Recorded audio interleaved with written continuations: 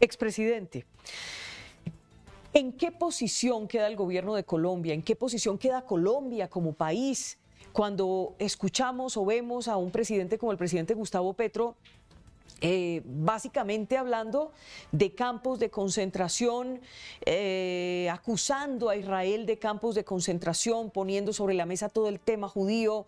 ¿Cómo queda Colombia? ¿Y cómo queda Colombia cuando él lo que ha hecho todas estas horas desde que ocurrió el ataque es justificar el ataque, punto?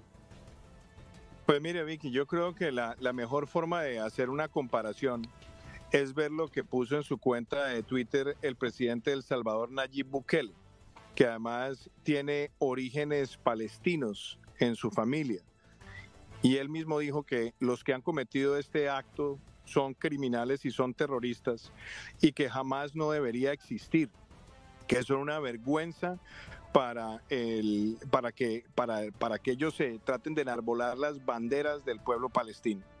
Si una persona de orígenes palestinos como Nayib Bukele es capaz de decir eso, es inexplicable que el presidente de Colombia, un país aliado históricamente de Israel, con quienes tenemos relaciones diplomáticas sólidas y estables, esté tratando de llamar al pueblo judío como un pueblo nazi, como lo dijo en su cuenta de Twitter. Esto es una verdadera vergüenza desde el punto de vista de relaciones internacionales, pero sobre todo es una humillación a la comunidad judía de Colombia.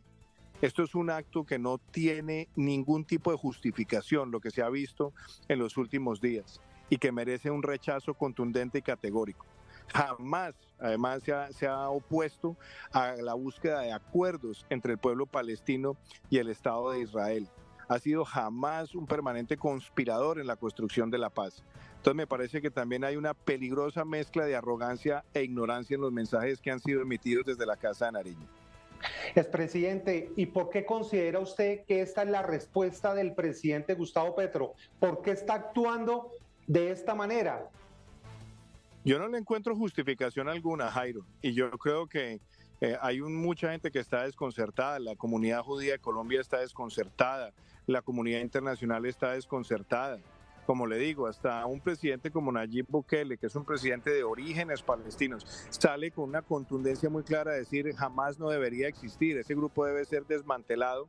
Y por otro lado vemos a un presidente de un país como Colombia, un país que ha tenido un vínculo histórico tan grande, tratando de encontrar justificaciones. Yo creo que hay una peligrosa mezcla de arrogancia e ignorancia, pero sobre todo hay un mensaje que ha sido totalmente negativo hacia el pueblo de Israel y hacia el pueblo judío, que ha sido atacado de manera vil y cobarde, donde han muerto más de 1000 personas, y sencillamente no condenar el terrorismo en un país que además ha sido víctima del terrorismo como Colombia es lamentable. Y lo quiero decir de una forma muy clara.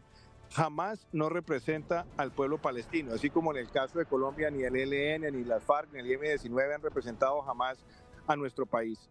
Entonces, creo que ahí es importante que se corrija esto y creo que la imagen de Colombia va a quedar bastante maltrecha internacionalmente debido a estas imprudentes e ignorantes declaraciones. Expresidente, ¿se puede decir que el presidente Gustavo Petro hoy está poniendo a Colombia, porque es que él representa al gobierno de Colombia, como un país que está del lado de los terroristas de Hamás?